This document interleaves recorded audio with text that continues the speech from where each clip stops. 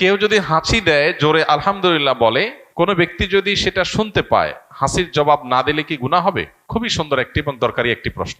ইসলাম আমাদেরকে অত্যন্ত দারুণ শিষ্টাচার শিখিয়েছে এবং সামাজিক এবং পরম সৌজন্যতা বোধ সম্পন্ন মানুষ হতে শিখিয়েছে।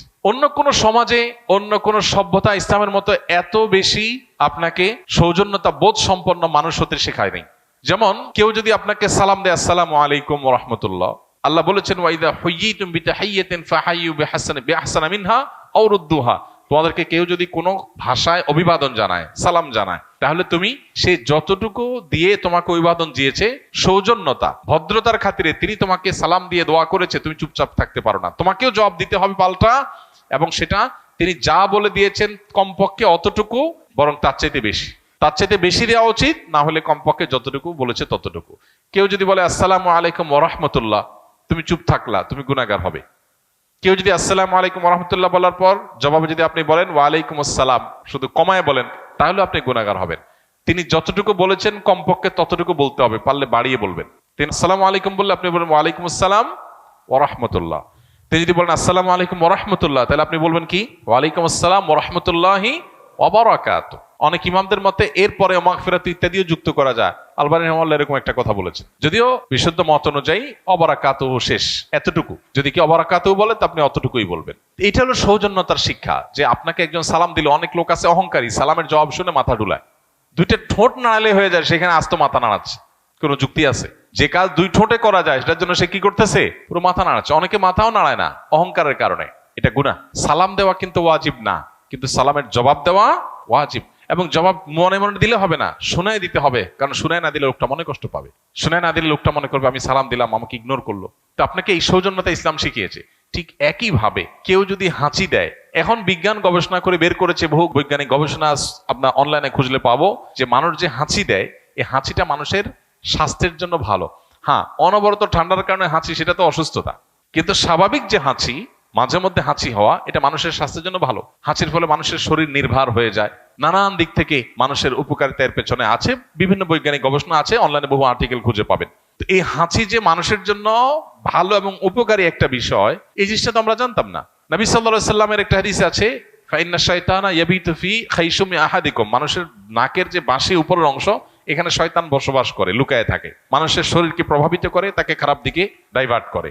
তো হাঁচির পর মানুষ শারীরিকভাবে যেমন সুবিধা পায়, স্পিরিচুয়ালি মানুষ উপকার হয়। এই জন্য সে আল্লাহর কাছে শুকরিয়া জানিয়ে বলবে আলহামদুলিল্লাহ। হাঁচি আসলে কি বলবে? আলহামদুলিল্লাহ, আল্লাহর প্রশংসা করবে, কারণ এটা তার জন্য পজিটিভ ভালো একটা জিনিস হয়েছে। যখন কেউ হাঁচি আসার কারণে আলহামদুলিল্লাহ বলল, তখন যিনি হাঁচি শুনতে পেয়েছেন বা হাঁচির দাতার আলহামদুলিল্লাহ শুনতে পেয়েছেন, তার উপরে আবশ্যক হয়ে যায় জবাব দেওয়া।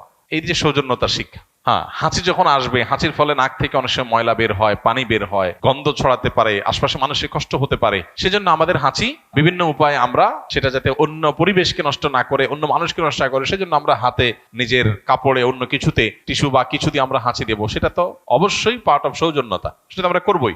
হাদিস নবী সাল্লাল্লাহু আলাইহি ওয়াসাল্লাম শিক্ষা দিয়েছেন, আলহামদুলিল্লাহ যদি কেউ বলে হাঁচি দেওয়ার পর, আপনি যদি শুনতে পান তার আলহামদুলিল্লাহ, তাহলে আপনার উপরে আবশ্যক আপনি কি করবেন? তাকে বলবেন পাল্টা ইয়ারহামুকাল্লাহ। কেউ যদি হাসি দিয়ে আলহামদুলিল্লাহ বলে, আমরা কি বলবো তাকে? ইয়ারহামুকাল্লাহ, মানে আল্লাহ তোমার প্রতি রহম করুক। ওই ব্যক্তির আবার কর্তব্য হলো যে সে যে আমার হাসির জবাব শুনে আমাকে দোয়া দিল, আল্লাহ তোমার প্রতি রহম করুক বললো, তাহলে আমিও তার প্রতি দোয়া নিবেদন করব। তখন তার জন্য কর্তব্য হয় তাকে একটা দোয়া দেওয়া। কি সেটা? ইয়াহদিকুমুল্লাহ ওয়া ইউসলিহ বালাকুম। বাস এতটুকু এন্ডিং, এরপর আর পাল্টাপাল্টি নাই, তাহলে তো সারাদিন দিতে থাকতে হবে। তাহলে আলহামদুলিল্লাহ বললে হাসি দেওয়ার পর জবাবে কি বলতে হবে? ইয়ারহামুকাল্লাহ। ইয়ারহামুকাল্লাহ শোনার পর যিনি হাসি দিয়েছেন তার আবার জবাবে কি বলতে হবে? প্রত্যুত্তরে কি বলতে হবে? ইয়াহদিকুমুল্লাহ ওয়া ইউসলিহ বালাকুম। কত চমৎকার অর্থবহ দোয়া। আল্লাহ আপনাকে হেদায়েত দান করুক, সঠিক পথ দেখাক, এবং আপনার অবস্থা সংশোধন করে দিন, আপনার অবস্থা ঠিকঠাক করে দিন। একটা দোয়া। আমরা তো কত কথাই বলি, আজকাল দেখবেন একজন আরেকজনের দেখা হলে একটু বেশি আধুনিক হয়ে যাচ্ছি, তো আমরা দিন থেকে সরে যাচ্ছি, এটার নাম দিয়েছে আধুনিকতা। তো দেখা হলে বলে হাই হাই বাই করলে কি হবে? আসসালামু আলাইকুম বললে আপনার প্রতি শান্তি বর্ষিত হোক, আমি একটা দোয়া করলাম, আমি দোয়া করার মধ্য দিয়ে তার প্রতি কল্যাণ কামনা করলাম। সমাজের সবাই সবার কল্যাণ কামনা করলে সমাজটাই তো জান্নাতে পরিণত হয়ে যাবে। হাই ভাই হাই ফাই বললে কি লাভ হবে? তো ইসলাম আমাদেরকে যে শিষ্টাচার শিখিয়েছে, এর চেয়ে যৌক্তিক কোনো শিষ্টাচার নাই। এই জন্য হাঁচির জবাব শুনে আমরা ইয়ারহামুকাল্লাহ বলবো, এটা অনেকে জানি না। এটা আমাদেরকে করতে হবে, এটা কিন্তু আবশ্যক। এটা মিন হাক্কিল মুসলিম, কোন মুসলিমের প্রতি আপনার কর্তব্যের অংশ হলো হাসির জবাব শুনে তার জন্য দোয়া দেওয়া। তাহলে চেষ্টা করবো তো ইনশাল্লাহ। ছোট ছোট বাচ্চাদেরকে শিখাই দেবো আমরা, তারা এই রেসপন্স করা শিখবে, এই সৌজন্যতা শিখবে, এই ভদ্রতা শিখবে। যে একজন হাসি দিয়ে আলহামদুলিল্লাহ বলেছে আমি শুনেছি, তাকে বলবো ইয়া রাহমুকাল্লাহ, শুনে বলতে হবে, মনে মনে না। আবার যিনি আলহামদুলিল্লাহ বলেছেন, হাসি দিয়েছেন, তিনি বলবেন ইয়াহদিকুমুল্লাহ ওয়া ইউসলিহ বালাকুম। এই একটা সুন্নাত আমাদের সমাজ থেকে হারিয়ে গেছে, আমরা অনেকে জানিও না। এটা বিস্তার করবো তো ইনশাল্লাহ। এটা আমি অফিসে থাকাকালীন সময়ে কাউকে না পেয়ে একা একা ফরজ সালাত পড়ার সময় হঠাৎ করে দেখা যায় একাধিক লোক এসে জামাতে ফরজ সালাত শুরু করে। সেই সময় আমি কি একাকী নামাজ ছেড়ে দিয়ে জামাতে শরীক হব, নাকি একা একা পড়বো? আমাদের লক্ষ্য রাখতে হবে যে কেউ যদি আমাদেরকে, আমরা একা একা জামাতে দাঁড়ানোর পর দেখি জামাত শুরু হয়েছে, নিজের নামাজ ছেড়ে ওই জামাতে শামিল হওয়ার সুযোগ নাই। কারণ আল্লাহ তাআলা বলেছেন লা তুবতিলু আমালাকুম, তোমরা তোমাদের আমলকে বাতিল করে দিও না, তোমাদের আমলকে বাতিল করে দিও না, এটা আল্লাহ তাআলা আমাদেরকে বলেছেন। অতএব এটা আমাদেরকে মাথায় রাখতে হবে। এখন আমরা যদি কেউ মনে করি যে না আমি একা শুরু করছি, এখন জামাতে পড়লে তো 27 গুণ সওয়াব হবে, সেটাতে আমি যদি যাই তাহলে সেক্ষেত্রে আমার নামাজটা ভাঙতে হবে। নামাজ ভাঙা এটা ভালো কিছু না। হ্যাঁ, মানুষ নামাজ ভাঙতে পারে নিরুপায় হয়ে, কোনো বিপদ হয়েছে, কোনো বিশেষ কারণে নামাজ ভাঙতে হয়েছে, অজু ভাঙছে সেজন্য ভাঙতে হয়েছে, এটা ভিন্ন কথা। কিন্তু আপনি অতিরিক্ত সওয়াবের জন্য এটা করতে পারেন না। আপনার দাঁড়ানোর আগেই চিন্তা করা দরকার ছিল যে আশপাশে জামাতের কোনো ব্যবস্থা আছে কিনা, সেই জিনিসটা আমাদেরকে লক্ষ্য রাখতে হবে। আল্লাহ আমাদেরকে বোঝার তৌফিক দান করুন। এমন কোন দোয়া আছে কিনা যা পড়ে সন্তানের মাথায় ফু দিলে জ্ঞান বুদ্ধি বৃদ্ধি পাবে? সন্তানের জ্ঞান বুদ্ধি বৃদ্ধি পাওয়ার জন্য প্রথমত বাবা মা আল্লাহ সুবহানাহু ওয়া তাআলার কাছেই তাদের জন্য দোয়া করবে আর তাদেরকে দোয়া শিখাবে। নবী করিম সাল্লাল্লাহু আলাইহি সাল্লাম প্রতিদিন সকালে এবং সন্ধ্যায় দোয়া পড়তেন, বিভিন্ন রকমের দোয়া পড়তেন। সকালে একটা দোয়া তিনি পড়তেন, আল্লাহুম্মা ইন্নী আসআলুকা ইলমান নাফিআ, আল্লাহ আপনার কাছে উপকারী জ্ঞান চাই, উপকারী জ্ঞান চাই। উপকারী জ্ঞান বুদ্ধি যেন আমাদের বাড়ে, সেই জন্য আমরা প্রত্যেকে যার যার জন্য দোয়া করবো। বাচ্চাকে দোয়া শিখাই দেন, আপনি দোয়া পড়ে ফু না দিয়ে বাচ্চাকে শিখান তুমি আল্লাহর কাছে উপকারী জ্ঞান চাও, আল্লাহ তাকে উপকারী জ্ঞান দেবে ইনশাআল্লাহ।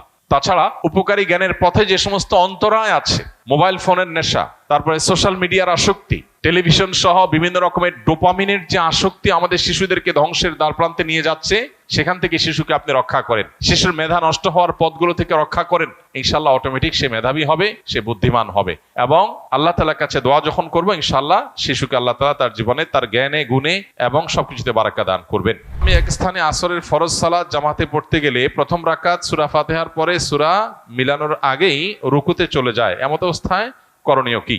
জামাতে ফরজ নামাজ যখন পড়বেন, ইমাম আস্তে যখন সূরা পড়েন তখন তার পিছনে সূরা ফাতিহা পড়বেন কিনা ওলামা ইকরামের ইখতিলাফ আছে। ফুকাহা হানাফির মতে পড়বেন না, ইমামেরটাই যথেষ্ট। অন্য অনেক ইমামের মতে পড়বেন। এখন অন্যান্য ইমামদের, বিশেষ করে অনেক ইমামদের মতে নীরবে কেরাত হলে আপনি শুনতে পান না তখন পড়বেন, সরবে কেরাত হলে মাগরিবে ফজরে আপনি শুনবেন। দুই তিনটা বড় বড় মাশহুর মত আছে, প্রসিদ্ধ মত আছে। এর মধ্যে আপনি যদি এই মত অনুযায়ী আমল করেন, যেটা আপনি বলেছেন যে আপনি সূরা পড়েন, তো সূরা ফাতিহা শেষে আপনি রুকুতে চলে যাবেন। আলাদা সূরা মেলানোর জন্য দাঁড়িয়ে অপেক্ষা করবেন না। রুকুতে ইমাম সাহেব যদি চলে যায় আপনি দেরি করবেন। আর যদি আপনি সামান্য